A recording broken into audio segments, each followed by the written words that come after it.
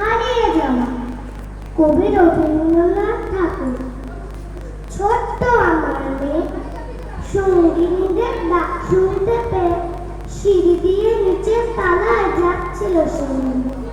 অন্ধকারে ভয় ভয় থেমে থেমে হাতে ছিল প্রদীপ খানি, আঁচল দিয়ে আড়াল করে চলছিল সাবধানে।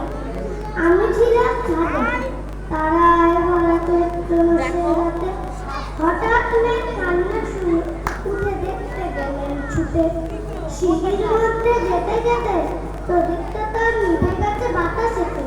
কোথায় তারে কি হচ্ছে বানি, চিকিৎসকর নিচে থেকে হারিয়ে গেছি আমি। তারায় ভরা চৈত্র মাসের রাতে ফিরে গেলেন ছাদে।